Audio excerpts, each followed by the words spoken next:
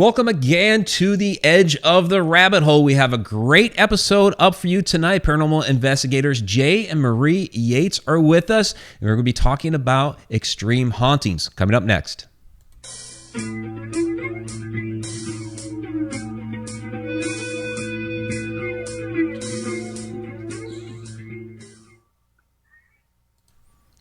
Welcome back, everybody, to Edge of the Rabbit Hole. I'm author and ghost historian Mike Ricksecker. With me, as always, is my co-hostess, Vanessa Hogel. And down in the chat room, our chat shenanigator, Shauna Wonkel.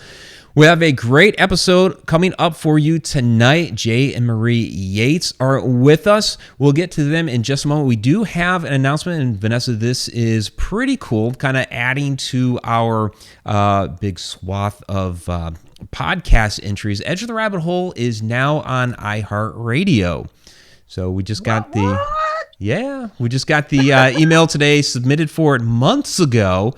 And, thought they maybe forgot about us. But no, got the email that we are now on iHeartRadio. So that is another option in case you don't get to watch all the entire show. You can listen to us there. You can also listen to us on iTunes, Spotify, TuneIn, Stitcher, Anchor, Google. So we're everywhere now. So this was kind of the last big one. Yeah, I was stoked. When you contacted me, I'm like, damn, that's big. Because... I think a few people know about iHeartRadio, so... Yeah, well, I mean, I hear it. I'm in Oklahoma, and one of the stations I listen to is KJ103. Shout out! And you hear it on theirs, and they're always like, iHeartRadio, and I'm like, well, motherfucker. And now we're on it. Now we are. So very, very happy to be so. So that's awesome. So you guys can listen to us there if you missed the rest of the show. Of course, you can always come back to YouTube and subscribe and watch and just watch it all there. So let's go ahead and get to our guests. I'm really excited about having Jay and Marie on. For those of you that don't know them, I'll give you a snippet here from their bio, which you can find on their website, Yates Family Haunting.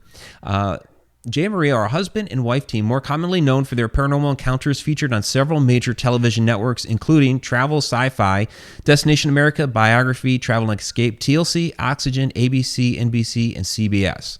They've appeared on many popular reality television shows such as Ghost Adventures, Paranormal Witness, My Ghost Story, Ghost Adventures-Aftershocks, and Haunted Case Files Seasons 1 and 2. Currently, the Yates are working on several other television projects and documentaries that will draw you in closer to the Yates Family Haunting. So, Jay and Marie, thanks for coming on. Thanks for having us. Thank you for having us. Absolutely. You're welcome. I'm excited because I didn't know you were coming on till today. You didn't know? Come on. No, you didn't tell me. I thought I did. No. I know I created the event like middle of the night, between Sunday and Monday somewhere because, I was slow like that this week. It's called life. It's called life. You go back and forth on everything. So right. So much going on. Hell yes. But I was excited because first time I've got to speak to y'all like this, not just happy birthday and shit. But right. because I know that y'all have so much going on, and it's commendable with how you deal with it. You have, your family life, you have work, and you have all of these different television programs and personal hauntings that you're dealing with. And I like to get to the nitty gritty of that. I want to know where it started, how it started, what you're doing, what you're going to do about it, where you're taking it. Spill it. Now. Yeah, exactly. Because there's so much there that you're like, I don't even know where to begin to ask some questions. So, you tell him to talk. We do real quick have a $5 super chat from Tom McNicholas. He says, I heart HRM. So thank you very much, Tom. But so where did it all begin for you guys? I've watched some of the Haunted Case Files. I watched the Paranormal Witness episode, but where did it all begin? For me, I always say I was born haunted. I mean, I don't remember a time in my childhood where I didn't see spirit. So when I was younger, spirit used to come to me, but it didn't come to me verbally. So it'd be nonverbal. They would appear to me as they would at moments of death. So whether that be by fire, car accident, drowning, I would see them for what they look like. So for me, thinking back at like 4 years old or whatever, when I could kind of recall like my first incident, it was terrifying because I had no idea what was happening. To me as a kid, I was like, someone broke into my house, and we didn't have all these reality shows and all this other crap on television and all the podcasts and stuff to really emulate anything. There was no internet, you know what I mean? So I had no idea. But one thing what always stood out to me when I was younger is that there was this couple named Ed and Lorraine Warren that would come on television from time to time on news specials. And my grandmother had those, what are they called? Reader's Digest. Yeah. Those little tiny books. And there was a couple stories of Ed and Lorraine Warren. I remember cutting them out and stuff and putting them in like a little shoebox, because for me, it was something relatable. And again, we didn't have all these other outlets as we do now, or our kids have now. But it was terrifying, obviously, as a kid. And those hauntings continued throughout my life. I got numerous psychological evaluations, to which I was exonerated, contrary to what you may think. I love how you put That's that. awesome. So to make a very long story short, I had a near-death experience on August 13th of 1999. And everything kind of turned darker. Like everything went from like these people visiting me to things that were a little bit more sinister. And again, didn't really know where to go. But when I came back, if you will, to this world or this realm, I was like, well, I have to be a pastor now. And thank God that I'm here. And well, was that a huge failure, because the church kicked me out because I believed in angels and demons, and I believed in ghosts. So pretty much, You're a devil worshiper, Dave. You're not allowed to believe in the ghosts. Okay. Yeah, so I got kicked out of that, and then I was kind of like lost until I found Marie, and then That's sweet. And then I screwed up her whole Put a big life. heart on the screen. Big old heart, huh? First off, precious. Okay. Secondly, I know what you mean. 4 NDEs before I was 3 major headwinds involved in those. Okay. And that does something very bizarre to how it allows you to see and hear and feel and taste and touch and smell things. Okay. Yeah. So I get you. We're simpatico. Thank you. Okay. Right I'm not there. alone. You're not alone. I understand the frightening aspect of it. I commend you for going forward. It is something extremely difficult, and most people simply do not get, when you live with it 24/7, Right. what it does to you as an individual. So my hat's off. Thank you.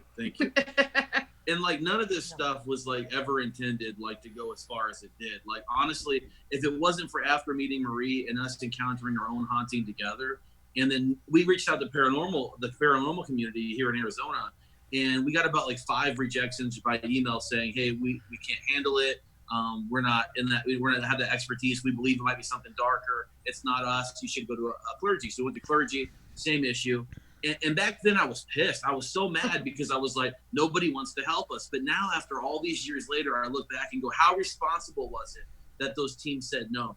Because they could have completely screwed up my life. Oh, you know, yes. Yeah. and terrified my children even further. But after we kind of pulled it together ourselves, kind of leaned towards our faith a bit, with our faith, we kind of kicked its ass, you know what I mean? And at least managed it enough to where we realized we can't kick it out officially. Like it was never going to go away. I mean, it's always been here. It's always going to be there. But we learned how to live comfortably amongst both the living and the dead, so to speak. And people look at it, it's like, oh, that's funny. It's a nice catchphrase. But no, we live haunted today. It's very active in our home. People always ask When we us, say we're the Adams family, we're sort of are the even our neighbors, our whole neighborhood thinks we're the Adams family. I mean, Halloween is just like our heaven because like we can be normal. So it's like. Do you have a cousin It running around? We try to bring that Halloween into the Christmas time, and that's when people think, okay, they're Satanists now. Oh my gosh. No, but I get you. I live with it 24/7. I know it's never. I know one particular is never going to go away, ever. Right. And it took me standing my ground and asserting my dominance, for lack of a better way of putting it, to be able to find a level of understanding, acceptance, and comfort. So I get it. You know, I'm so glad you were able to do that. Are y'all in Arizona now? Yeah, we're in Arizona. Oh, for fuck's sake, I'll come. Wait till like, well, come in September. We're having the Boulder City Paracon. You guys come out there. Oh, there you go. Might be able to do that. Right now. It's Might like be able to swing it's that. like 112 right now. So, Oh yeah, let me tell you all the ways that won't happen. I'm not. So, Marie, were you also having experiences before you met Jay? Or was that after you met Jay? No, my life is a totally different life. Before I met Jay, I never even really knew any kind of ghost I've ever knew was Casper the Friendly Ghost on cartoons. I mean, to be honest with you, I didn't know nothing about any of that. So Jay introduced you to the dark side. Yeah, that's what I would say. He brought me into the dark side. I mean, that's our little intro a lot because I used to be in the light, and he brought me into the dark side. So, I mean, to be honest with you, I will say I was in a previous marriage and had some children. My autistic son came from the previous marriage, and he's always seen things and talked to things. I just assumed it was mental illness, autism, all that kind of stuff, mixed into there. Never put anything into it until Jay started coming around, and whatever my autistic son was seeing, Jay was seeing and hearing as well. I remember when he started coming around a lot more, my son wanted to be with him all the time. Never wanted to be with me anymore. Oh, wow. I started getting jealous. I mean, when it's mama, I'm a mama boy. He's a mama boy. He can't be your boy. He's my boy. But I mean, he always wanted to be with him because he understood what he was going through.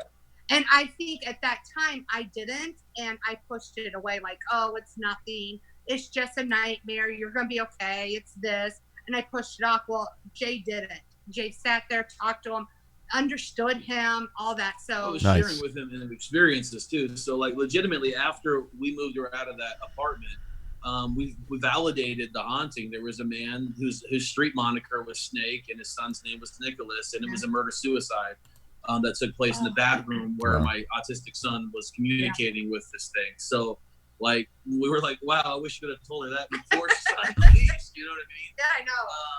It was after I was leaving and I was going in there to give him the keys. She's like, I can't believe you actually stayed in that house, at that apartment for so long. And I'm like, why wouldn't I stay in the apartment? Well, because there was a murder-suicide in there. And I'm like, wow. Well, it did tell me that before I stayed there. I was like, thanks for telling me afterwards. Only certain states are required. Yeah. Only certain states are required to tell you. Yeah. And we found out Arizona's not one of those. No, they are not. Mostly on the East Coast, I believe, that are required to tell you. To be honest, it needs a change because I think that is something that people should know, to be honest with you, because it really can. I mean, with our own lives, it really can. I mean, it could really change your life and actually a lot of hurt. I mean, for so many years, that's the reason I started doing research into the paranormal, learning more about it, and all that, because my son, for like 6 months straight, screamed nightly in terror, like somebody was killing him. And I'd have to be in there, like I never slept because I was so worried about. We slept outside his door in his bedroom. I mean, I'd lay in bed with him just because he was so scared. It was like somebody was murdering him. Wow. And that's when, I mean, I started having activity happening to myself then. I had a first experience with Jay the night he was trying to tell me about all his ghostly experiences his whole life. I had my first one. I don't know why I didn't run that night. You did. Because you were scared shitless.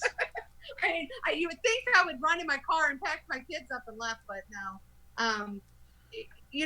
I think Jay, one thing I could say about Jay is when you're actually talking to him, he's the first gentleman that when you actually are talking to him, you know he's telling you the truth. And it's very hard to find a man that actually speaks the truth. This was a guy telling you about paranormal. I know. You would think that.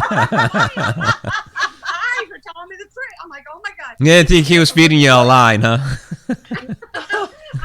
I honestly was hoping it was a lie, but his eyes were telling me it wasn't. Yeah. But after that, I think anybody that starts being part of the paranormal field and actually gets into it, researches it, investigates it, I think anybody and everybody starts having their own abilities. And that's how I think myself in time. It didn't happen overnight, but it was like 5-6 years later in time, I started having abilities and I hear things all the time. So I hear people talking all the time. So, and the ability at first, I thought I was going nuts. I literally asked him to put me in the hospital because I was like, okay, I'm losing it now. But I mean, I think just everybody has the ability. I think once you open your mind, I mean, to this realm, the paranormal, like I think that eventually it's just like with any like profession, if you will, like you just get so used to it, it becomes natural. Yeah. And I think you just become more in tune with it. You find easier ways to communicate. And sometimes, like with you freak me out some shit. But I mean, like. Yeah, my team members do hate telling me. They'll call me and like, Marie, just don't tell me anything that's in my house right now. And I'm like, okay. Because I've done it too many times to them, and they're like, okay, shut up, Marie. So I won't say anything. And we don't claim to be like psychics or sensitives or mediums or any of that stuff. Like, it's just, I think we're just in tune. I mean, you have sensitivities. There's a title. We're in tune, I guess. Yeah. I don't know. That is all you have to be. Thank you for bringing that up. That's been discussed on this show and others. There is not really, and this is part of the reason we have such a stigma in this field. People call me a psychic medium, fine. If they need a label, that's fine. We'll go with that. I am Vanessa and I know shit. I prefer that. But when it comes to, I mean, you can't really be any one thing without being the other. So just because somebody labels themselves a medium doesn't mean that they are any more important, in tune, or psychic than a sensitive or an intuitive or something who is clairaudient. Because you have to have some semblance of all of those abilities in order to be able to use them as a whole. So people need to, they need to fuck off with the labels. They need to fuck off with the labels because it's ridiculous. Same with paranormal. Paranormal simply means along the side of normal. Yep. All it means. Yep. Doesn't mean it's got to be spooky. It doesn't mean any of that. It just means it's along the side of normal, like parallel. It's parallel to normal. So I mean, paramedic. I know. Paramilitary. Paralegal. Paralegal. Yes.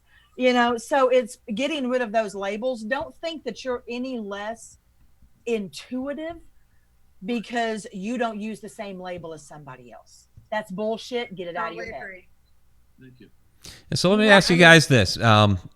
Because you are, very open, whatever sensitivities you may have to this type of phenomena, do you think, because you guys have been in on some, really powerful cases. So do you think that your openness like that has kind of, almost like attracted this type of activity to you, that you've been able to, maybe almost become a part of these cases? Like you're almost like maybe they're attracting you and you're attracting it somehow?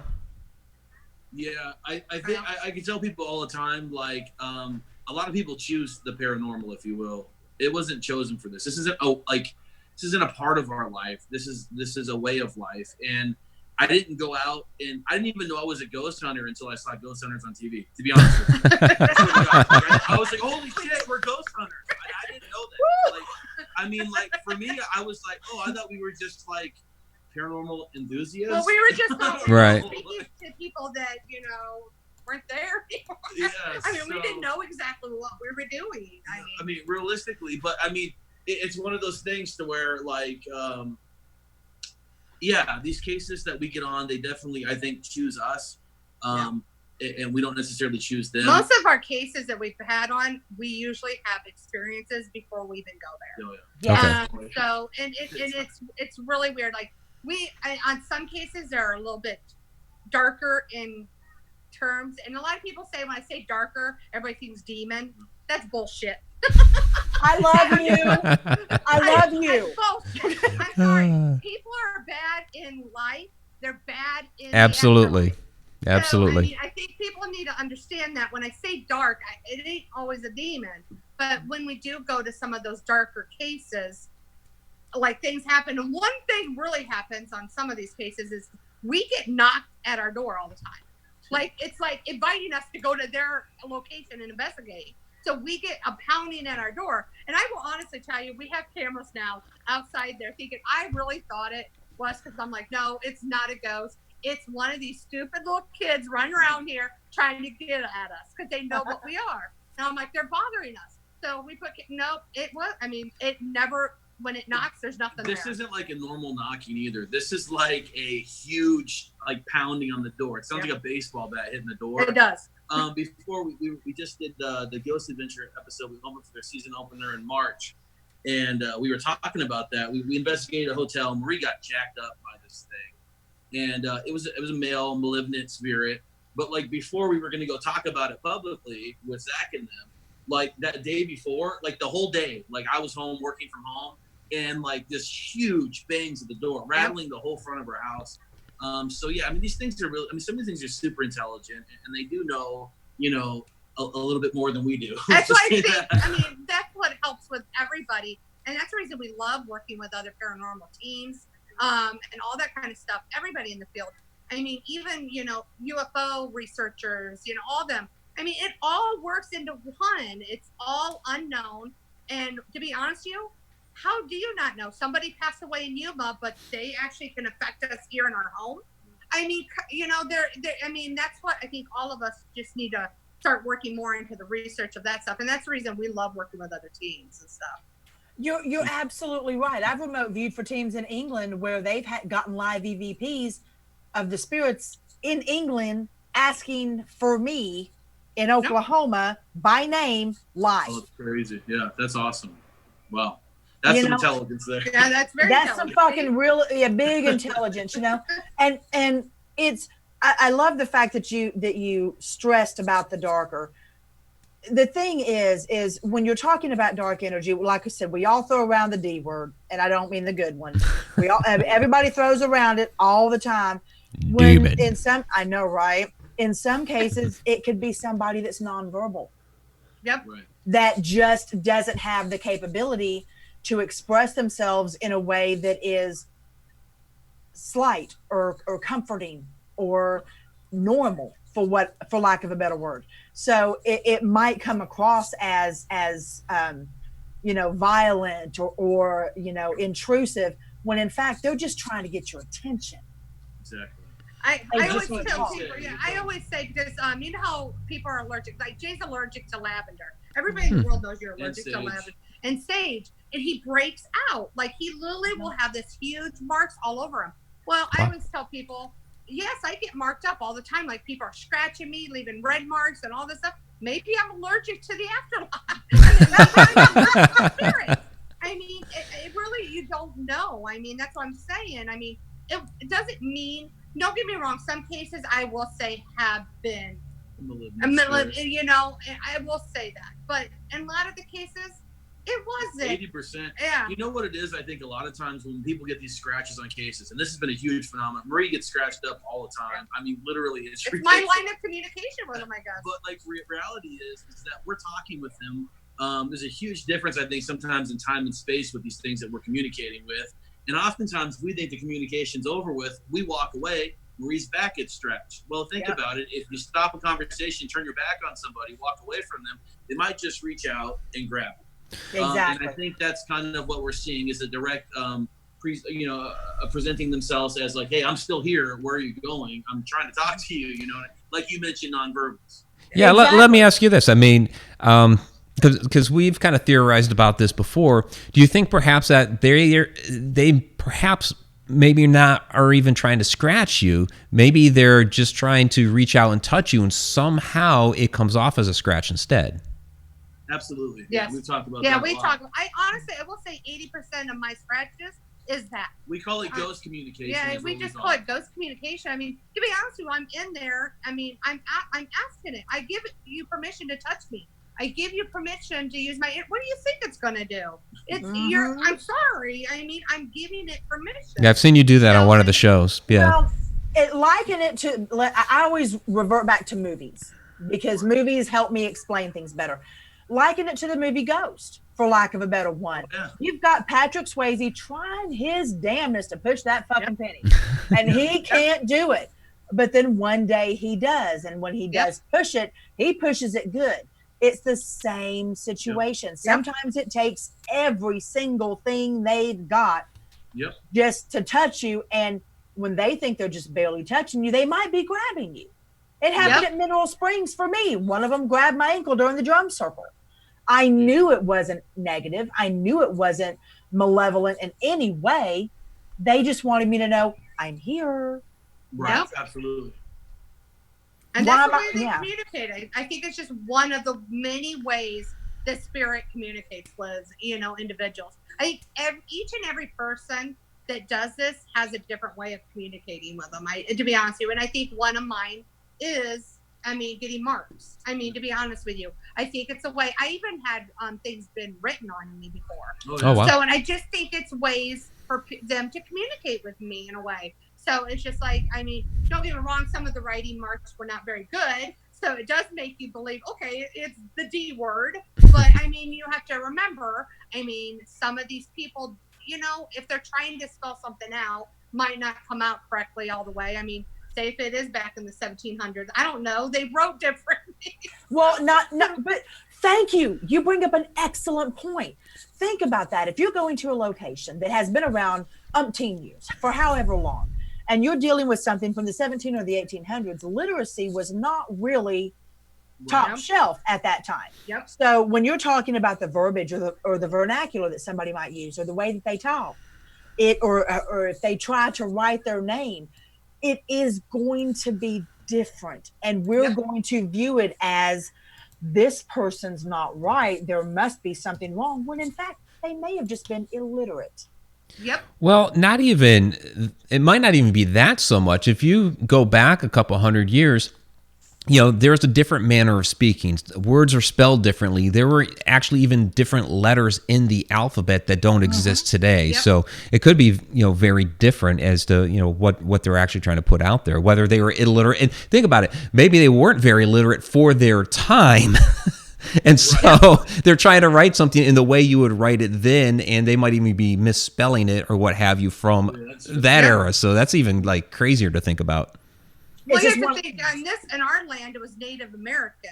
So they used a lot of figures and different kinds of shapes. Right, they didn't necessarily have a written language, Yeah, so that's, I always say that. So the ghost 30 years from now, it'll just come to your phone as a text message. Yeah, be a text emojis being sent to you. I'm going to tell you right now, in 30 years, if one of those bitches writes YOLO on me, it's going to go down. It's going to go down. I'm going to be done. Okay? Oh, my God. Well, and it could even be that, you keep feeling this. It could even be they keep feeling this poke, and it's just somebody trying to hit the send button. There you go. Or it's one of the thing on Facebook. As I was gonna say, or it's one of those dirty little bastards that pokes you all the time on Facebook. Yeah. I can't even. That's funny.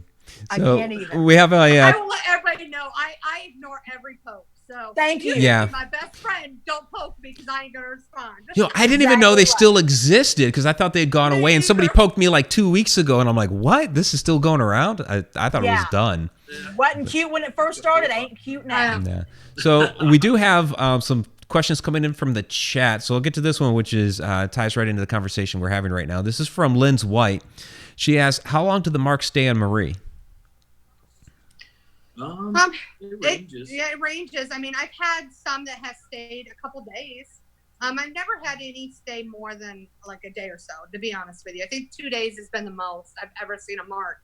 And that one, honestly, was the one that happened at the Yuma Hotel that was showed on Ghost Adventures. But I will honestly say disappear within a couple minutes, or maybe 30 minutes. It's pretty quick, when they go away. I recall an incident when we were in our own house, and she ended up having a large burn pattern on her leg, and it said weird stuff. Had the letter 6. It wrote out 6, a heart. There was even a swastika. It said Jay. It said my name. And I don't know what to do. There's not a textbook for this stuff, So I kind of laid hands on her leg.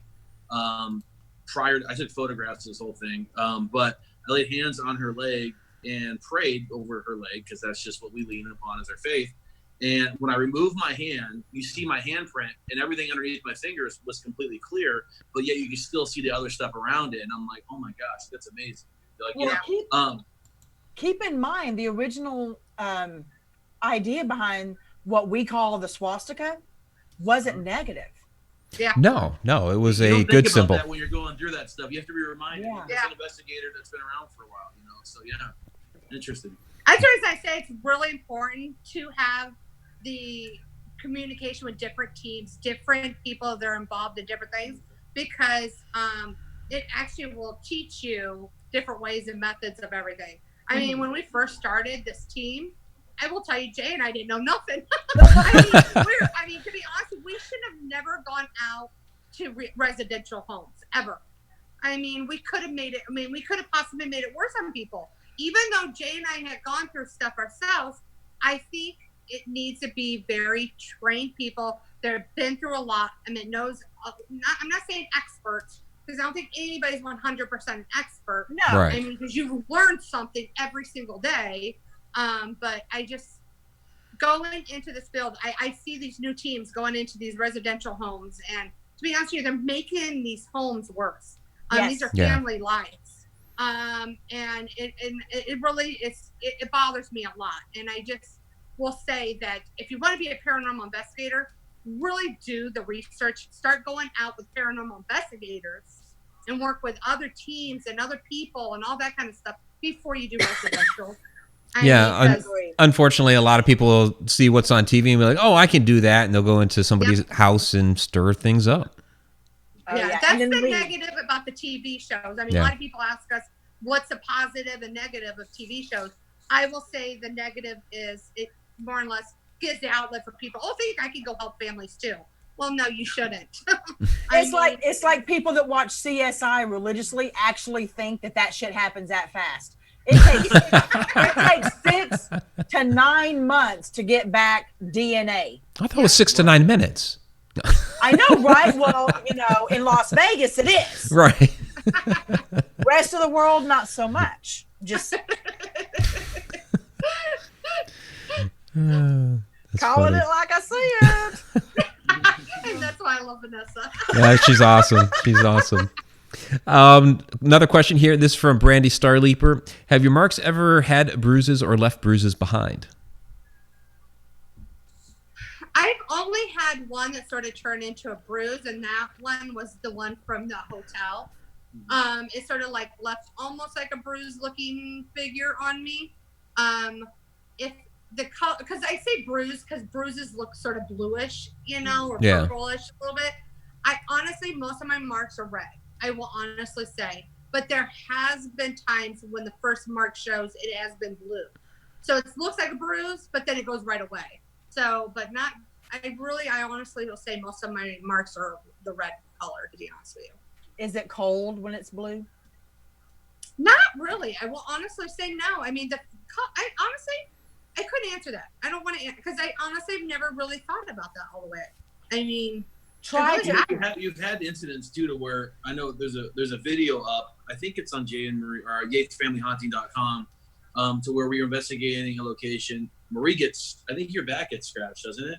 On which one? I don't know. You get scratched your back, but your back gets scratched, and then she ends up throwing up in this trash can, right? Yeah, some stuff does it make affected me you. sick. Actually, it made you nauseous too. On top I mean, there's certain things that make you. But I think I was feeling what the person at the home that passed away is what I was feeling, what they were feeling. I'm starting to feel that a lot now. I mean, we'll be in certain places. Sorry. Yeah, I mean, and I felt a lot of things that, I mean, like that one time we were driving, I completely felt what a woman went through that, I mean, any of us women would never want to. I mean, and I remember I was screaming in pain. Yeah. And as soon as Jay finally drove further away, the pain went away.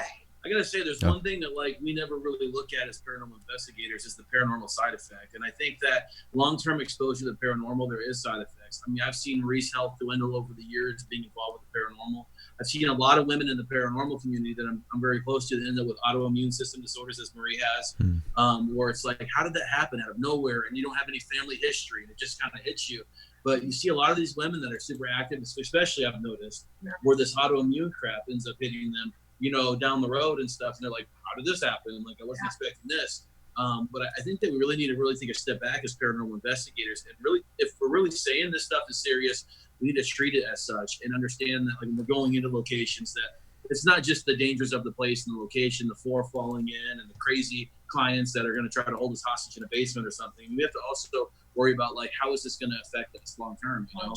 And I mean, Marie and I, as much as we try to back out of the paranormal field in past years, you just can't. You can't leave it. I mean, it's going to follow you anyways. But a lot of times what Marie and I do is we're all about, like, the paranormal, like, counseling and, like, talking to people and just kind of being there to ask questions to.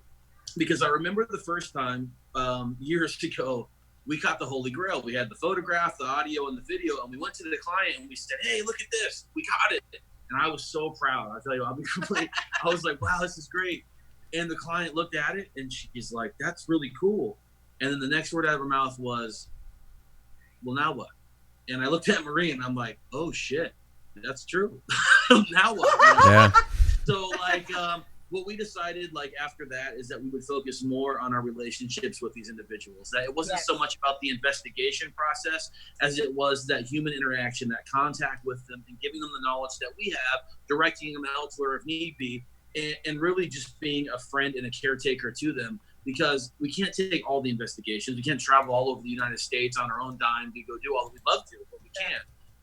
But the reality is that we've helped. I'm not rich. Paranormal does not make you rich. No. I've done enough TV that people think that I'm a millionaire, and it ain't even worth we're not Zach. That's there. But Zach didn't get rich from just the TV. He got rich for other projects. So. But I mean, like, the reality is you know, we focus a little bit more on. We always say that Marie and I are kind of like the now what because of that client. So we focus a lot of just sitting on the phone, talking to individuals. People message us through Facebook, different social media platforms, through our website, and we just provide them with information. And the reality is, a lot of these hauntings are fueled by fear when there's really nothing going on. So fear kind of stirs up things, open windows to other things. So ultimately, a lot of these conversations are helping them eliminate the fear, which then eliminates the haunting.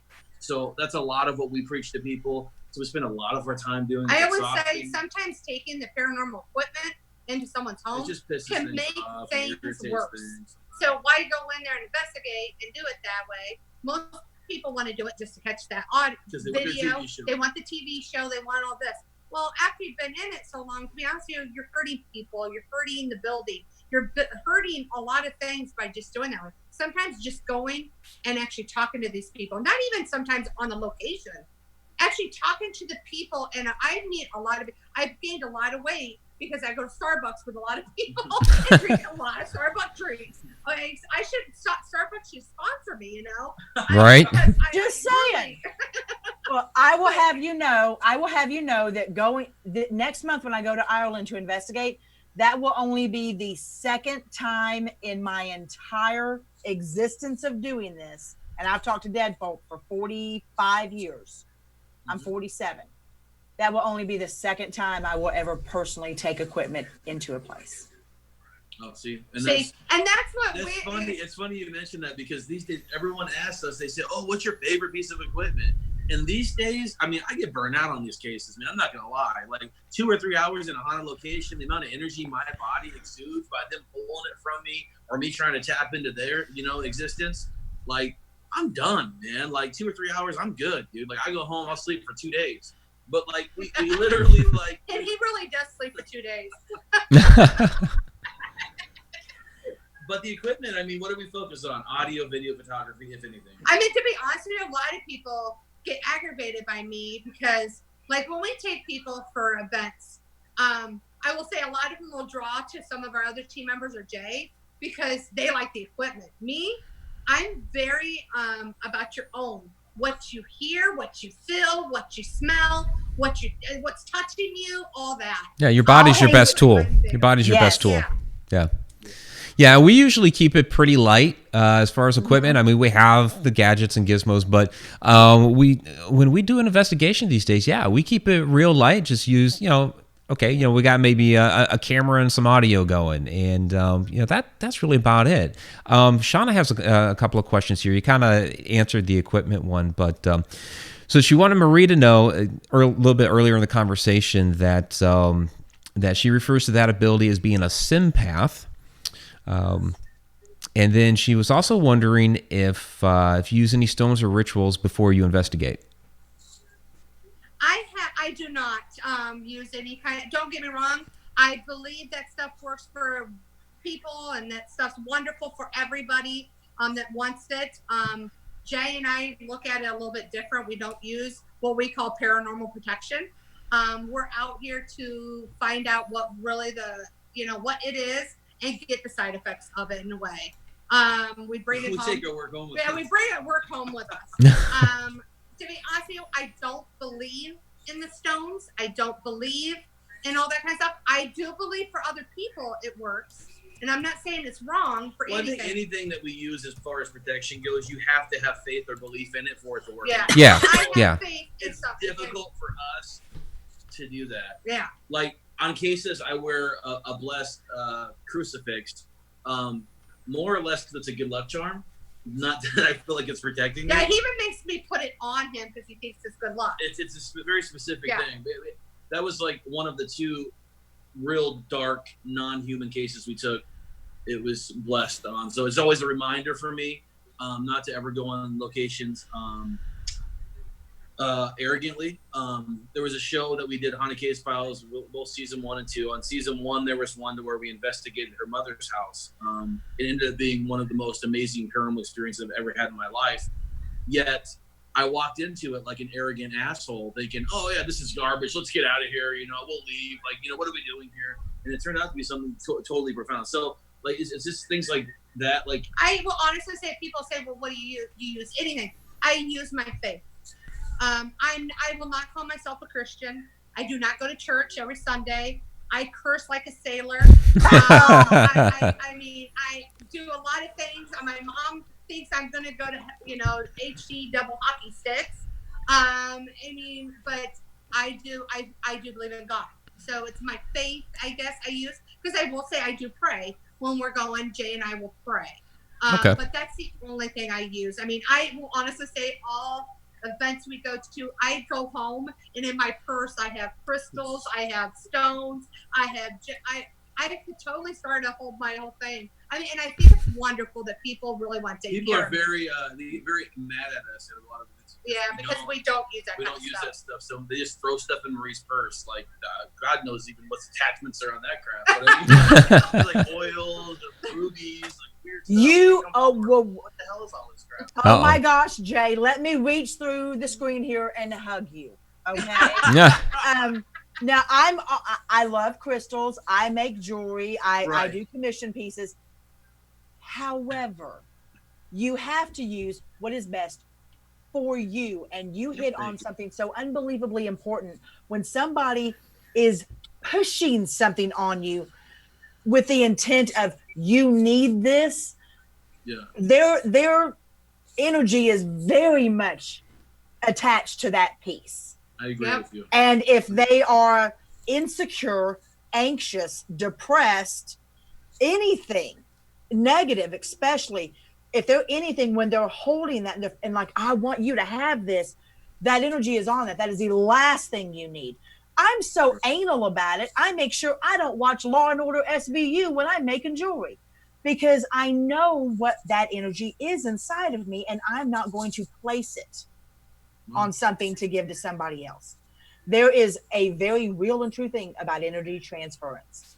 And so the fact that y'all recognize that and you don't let it sway you, nothing but love. Yeah.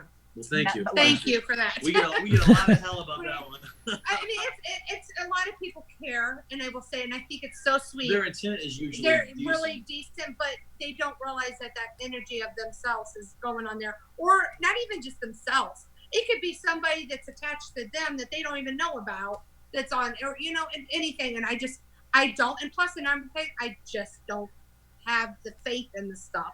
So I mean, and I'm the type. I'm sorry. I like who I like. I do what I want to do, and I don't care if you like it or not. If you don't, then don't be my friend and stay away from me. There you go. Right there. Yep. Awesome. We got a few more questions down in the chat. No, that's awesome. I love it. I love it. This is from Zippy Davis. How do you know what is evil and what is a real human spirit? No, That's really I think hard for us. I mean, it's different probably with other Yeah. people. I mean, I believe that angels, demons, and human spirits cross our path on a daily basis, and sometimes we're lucky enough or unlucky enough to have a glimpse of them. I think the odds of running into a demonic spirit that's going to make itself known to you on your freaking full spectrum camera that's been around since the beginning of time, I think you're a naive fucking idiot. But I mean, I just, as far as anyone thinking they're capturing demons on film, or why don't we have a video of this? You know, I gotta ask you this. Because I've seen possession from Marie. I've seen Marie literally become possessed by something I felt to be a demonic force, and people always ask me, "Well, why didn't you have it on tape?" It wouldn't have mattered. Like, I mean, like reality. Right. First off, you wouldn't have believed it anyways. Secondly, the odds of that even happening, or that entity even I still allowing, don't believe your ass. even allowing, I still you got my hair wet. somebody who's not going to believe just isn't going to believe. You know, Yeah. that's their choice. And that's really how it is. But as far as like, I mean, the difference between a human and a demon, I think that that's a very long process, and that's a very loaded question. And I think the things with a demonic, I think the first thing you need to do is walk in there not thinking the D word, the demon. Sorry. Yeah. Too many Bingo. people walk in there right away and think it's a demon. Don't walk into places thinking things are demons. I mean, walk in there. I mean, it might not even be, even if it's sitting there saying something negative, or it's throwing stuff at you, or it's hitting the if wall. it said it was a demon, or even it said does not mean it's a demon. Right. doesn't mean it's a demon. It might not even It's be probably something not if it bad. does say it is. So I got to ask you this though, because I did see this on one of the other shows. I'm not going to say who it was, but would would you ever ask the question, "Are you evil?" I wouldn't. I don't want to. I mean, do you think that like it's really going to tell you? Right. I think it's going to tell you it is just to mess with you. I would. If I was a spirit and you asked me if I was evil, I'm going to tell you, yes, I'm very evil. So I'm alive and I'm gonna tell you that. I'm fucking evil. Yeah. Evil. Well, and you know, if you look back through history, though, people who we consider as being evil did not themselves think of themselves as evil. I mean, even, I got to throw the H word out there. You think about Adolf Hitler. He did not think he was an evil person. He thought he was doing the right thing. So if you were to ask him that question, "Are you evil?" he would actually say no. Exactly. Right, exactly. Yeah. Well, I and mean, when and I think that's what, the funniest thing I see in the field is when an investigator says, "Can you please come and touch that REM pod in front of me?" Yeah. Or, "Can you please touch that K2 meter?" Because God knows they had paranormal television probably 10 years ago, and they were watching that live. They know exactly what that is. But okay, I have to touch this because fuck, I love y'all. Okay, so I actually just covered this in the book that's coming out on the 25th. It's the same thing when you're talking about witchcraft or anything like that. Everyone's like, "Oh, you gotta have a green candle, you gotta have a black candle." Bitch, there were not metaphysical stores on every corner 1,000 years ago. I can go into the forest with a twig and cast a spell in the dirt with nothing but me. And the same goes with paranormal investigating. It is your intent. It's how you view yourself. It's how open you are to what is out there. And as far as whether you know whether it's a demon or not, or an evil spirit or not, especially when it comes to demon, it's all in the eye of the beholder. Exactly. What is a demon to one person is a comrade to me. Yep. Amen. Hey, I gotta interject here real quick. A few minutes back, we had a $2 super chat from David Y. So thank you very much, David Y, for that. But we just had a $20 super chat from Kaylee CC. Thank you. So thank you very much, Kaylee. She says, "New watcher here. You're all just wonderful. Mike, you're awesome and have such a good energy. Vanessa, you're truly gifted and a bright soul. Thank you for messaging on Facebook. And Shauna, thank you for your hard work in the chat." So thank you very much, Kaylee. Absolutely appreciate that. So, okay, continue. See, I got everybody fooled. I'm really a demon. Right. See, that's why I said but like Mike said, to be honest with you, the ones that are really bad that you need to watch out are going to be the nice, sweet ones. Us ones that are probably sweet, we're going to totally act like we're evil. Right. You look kind of evil when you just did that. What the hell? Just remember, Don't go to bed tonight. I know. Yeah, Yeah. sleep with one eye open. One eye open, dude. One eye open. Well, really, I mean, you go back into some of the old history and the scriptures and all that, and they call Satan the great seducer, and so it's not going to be like this whole outright mass hell that's going to be thrown at you. Usually, that's going to be just a mean, nasty person that's acting out. The whole seduction part, they're going to be sweet and nice to you first and lure you in. Before they actually. That some of the more sinister, darker things that I've encountered, as far as like being in that category of possibly demonic things, have come to me specifically as like loved ones, something I could trust. I know some people say, "Oh, they come to you as children" and all that kind of stuff. Come on, but I mean, like for me, it'd be a completely unsuspecting. I will say with the children thing, it does sort of come to me. I think it's a mother thing. Each one of them that is the demonic, they know you 100% inside what means the world, what trigger and everything. Mine is kids. I mean, I am a mother figure to everybody on my team. I'm a mother figure to anybody. I have 3 boys. I mean, that they were my life, still my life. So, I mean, children. You said, if we've never talked about this publicly, actually, but we might as well do it here. Yeah. But you've said that which I already know, that I have a very demonic presence that's followed me for years. And you said it spoke to you before. Yeah. Like, so, I mean. Well, I always call it the dark man, to be honest with you. Like, it took me many years to actually put it, and it does. It takes so many years. But, like, Jay must have had an experience, and I wasn't there. And Jay really don't talk about it that much. I mean, he's hit on it here and there. I know he always wanted to go back to this apartment that he lived at when he was young due to this. But it's like this, after a long time, it's like, it's a dark man. And I've heard him tell me, I mean, I'm not going to bother Jay because that ain't going to bother him. I'm going to mess with you. I'm going to hurt you. I'm going to hurt your children. I'm going to take your income. I've heard it tell us, take, financial issues. I mean, that's what it goes for, because that's what, matters to Jay. Exactly right. And so that's what it goes for all the time is, it will somehow, and I'm sorry to say, I do think it does have a way to mess with your life, even financially. I'm not saying, it's the only thing. I'm not saying, a demonic thing caused everybody to go bankrupt.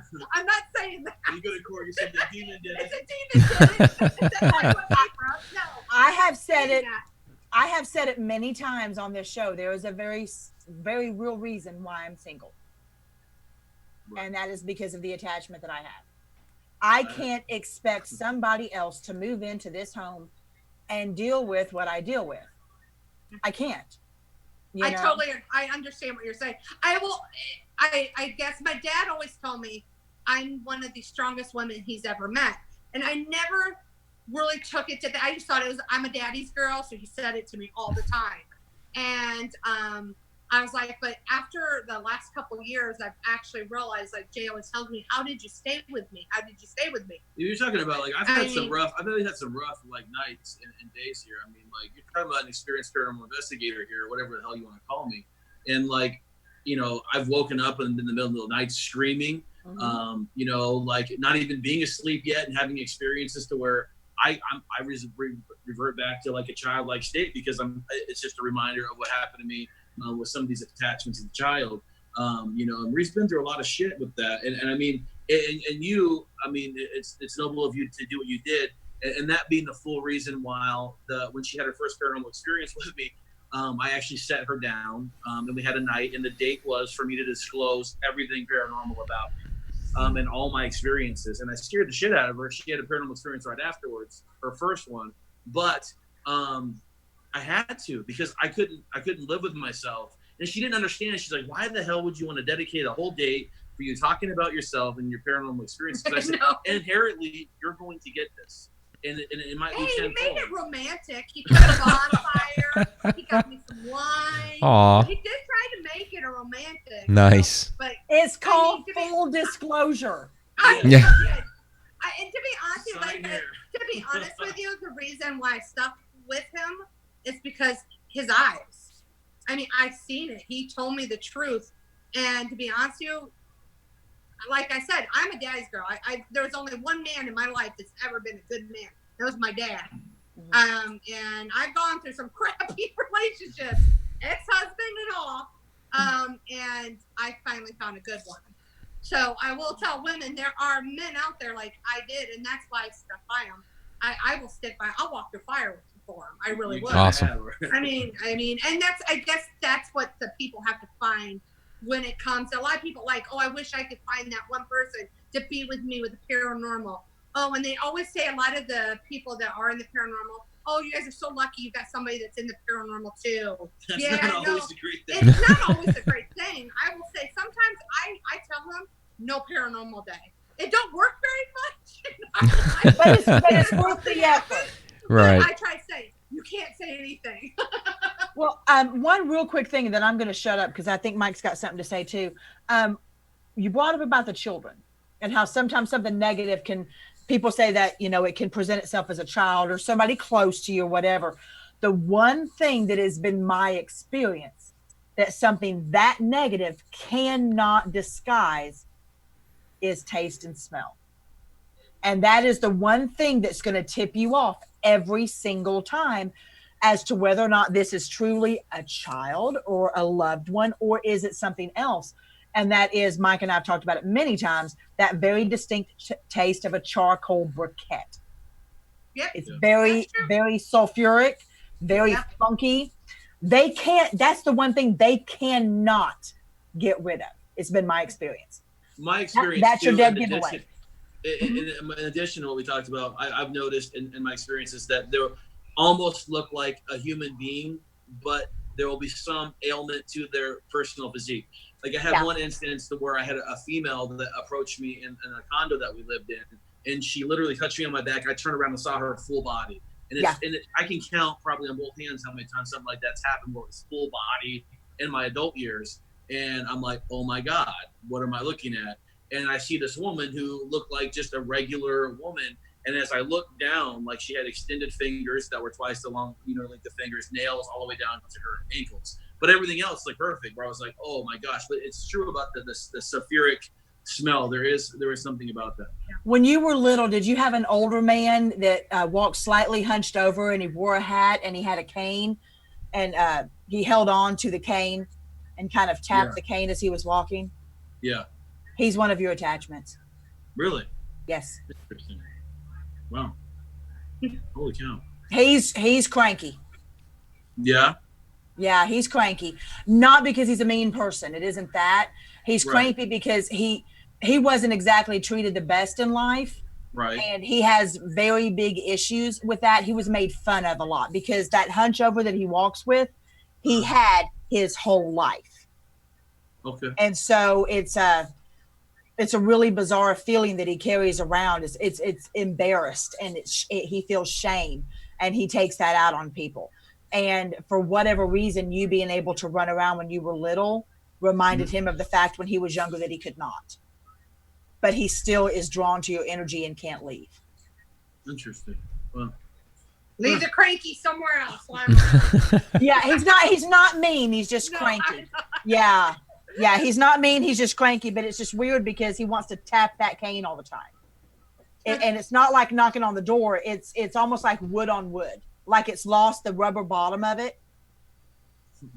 Does that make sense? It's weird that you say that because there's a noise in the house that I always tell people, it doesn't sound like someone knocking on the wall or knocking on a door. It's almost like someone's taking two boards and smashing them together.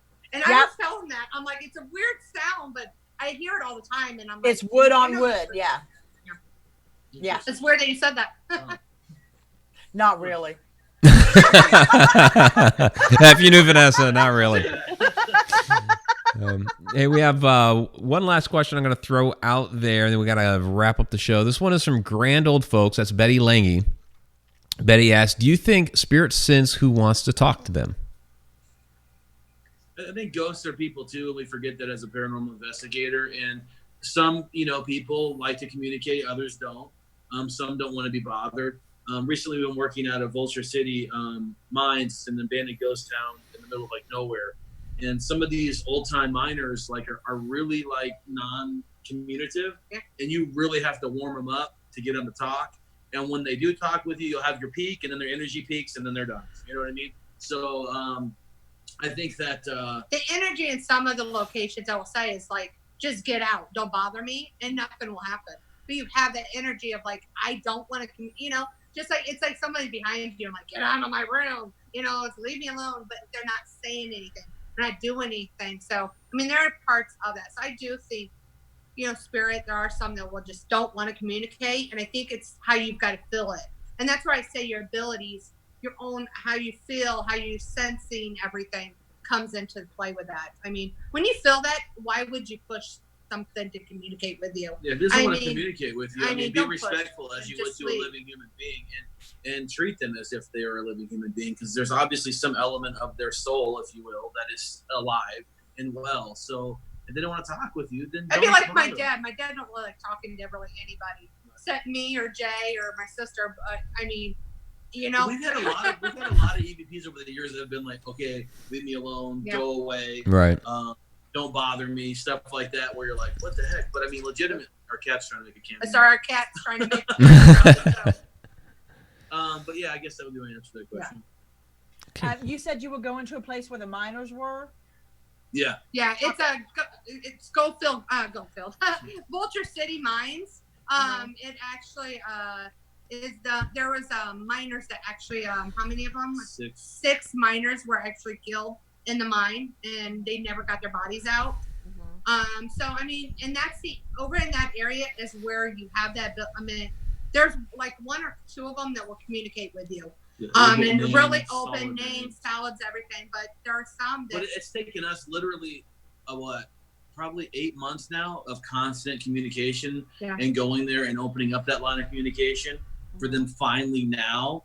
Like these things are talking like crazy, where it's like before they were just they weren't used to paranormal investigators coming in there because the place had been shut down for probably about 5 years. Well, people snuck in there, and I think it was just people were a little disrespectful to the spirits. Right. Now, if you go into the brothel, it's women. Back in that day, they were chatty. So you get tons of audio in the brothel. They love you. They love me. Well, no, they don't love me. They want me out of there and want the men by themselves. But I get them to communicate because I can hear them, and they love it that I can hear them. So it's like they want me to speak to the men folk and that's what they call them, men folk. It's a really cool vibe. Yeah. You'll get more of the miners to talk if you go in and actually act like you're mining. You can try that next time. Well, we were one of the people that actually did like the the whole buildings and stuff. They redid it.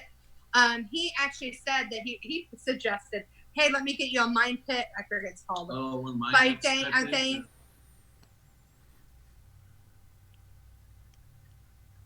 Do we just lock up? They froze. Oh no.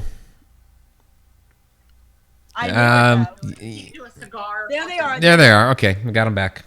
You froze for a second. Yep. So someone else told you. Someone else told you that about the mining. Yeah, somebody told us to do that. Yep. So we would. I mean, and that's a good idea because in the past on some other investigations, you bring in different methods, like say a cigar. Back in the day, they did that. Poker chips, stuff like that. I mean, in different locations and stuff like that. In the brothel, we held up a $20 bill in our hand. It lifted up and then it landed on the floor. Yeah, and brothel, make sure you bring money because they really want the money. Bring money to the brothels. Yeah. That makes sense, though. It absolutely makes sense. Hey. Works for me. All right. Well, we need to get wrapping it up. We're actually past our hour. It went by really fast, and everybody down in the chat is... Yeah, absolute blast. People down in the chat are saying that we have to have you back, so definitely we will. How can everybody find you? Anyone wants to reach out to us, you can find us on Facebook. Jay and Marie Yates is our Facebook page. That's where we spend a lot of our social media time is on that. But from our website, you can hook up with us on Instagram, Twitter. Our website is yatesfamilyhaunting.com. So that's YATES familyhaunting.com. And our group page for our Paranormal Society is thecopscrew.com. So, and then that will show all upcoming events and appearances. Yeah, and at the end of September, we're actually a big part of Vulture City Paracon first ever Paracon out there. So Cool. you can look up that, and it's come out and have fun with us at the abandoned ghost town. It's really cool. Yeah, it's one of those places I've wanted to get out to for sure. Need to do more out west. Yeah. So, all right. It's really gorgeous. I love it. Is it? Cool. All right, let's go ahead and let's get to the Super Chat Superstars and the shout-outs here real quick before we turn it over to Inside the Upside Down. So Super Chat Superstars this evening, we had BD Flint, Tom McNicholas, Trucker David Y, and Kaylee CC. Thank you all very, very much for being Super Chat Superstars this evening. We absolutely appreciate it. Want to thank Shauna down in the chat for being our chat shenanigator tonight, which she always is, but we have to thank her for handling the chat and feeding me all the questions. It's awesome. So, all right, let's go to the shout-outs. Really want to thank Bree Jones, Beat 3 Airspace, Brandy Star Leaper, thank you all very much. Bridget Willis, thanks for joining us tonight. Chipper Terry, thank you as well. Deanna B, thank you very much. There's Donna Gordon and Dustin Samario, thank you all very much. They were out at the Haunted Road Media Paracon. There's Haunted Road Media's Fairy Queen, Diane Hilbert, thanks for joining us tonight. Grand Old Folks, that's Betty Lange, thank you very much. Holly Pinland, thanks for joining us tonight. Joe Chandler, Kaylee CC, thank you very, very much. Katie Palmer, thank you as well. There's Leslie Fear, new Haunted Road Media author. She'll be coming out with she'll be coming out with a book with us next year, which is awesome. Appreciate that. There's Robert Hanna, thank you again, Robert. Shadowcat, thanks for joining us this evening. Tammy Heitzman, thank you as always. And Zippy Davis, one of our Deep Down the Rabbit Hole Patreon patrons. Thank you as always. So, see, anybody else in the chat that got, because the participants tab is not all inclusive for some reason. Yeah, there's Tim Schoen. Thank you very much, Tim. And there's the Haglin. Thank you, Haglin. And there's Candy Orton. Thank you very much, Candy. Good to see you. Kathy Ciliento, thank you as well. Charms Paranormal, thanks for joining us tonight. And let me scroll through here a little bit, see if there's anybody else. Did I get Chipper Terry? If not, Chipper Terry, thank you very much. Joe Chandler, another one of our Deep Down the Rabbit Hole Patreon patrons. Thank you very much, Joe, as always. Feel better, love. Yeah. She fell and sprained her foot. Aw. Bless her. So, all right. El Puffo, thanks for joining us. So, all right, I think that is going to do it for the shout-outs tonight. If we missed you, it's not intentional. There's a lot of people down in the chat. We try to get everybody. So, all right. Really want to thank Jay and Marie for joining us tonight. Absolutely fantastic episode. We look forward to bringing them back sometime in the future, hopefully sooner rather than later, because this was a lot of fun tonight. This was fun. No, we had a blast. We can't wait. And tell Shauna thank you for being on the chat thing. Will do. She's sweet. All right, everybody.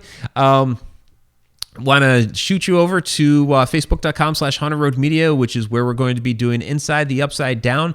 Coming up next, we're going to be talking about connecting with child spirits and a lot of different paranormal experiences that we've had with children, which is very sad, but Shauna really tunes in with them. So we'll be covering that this evening. All right, Vanessa, I think that is it. Everybody have a great night. Just looking for you to say bye. Bye. Oh,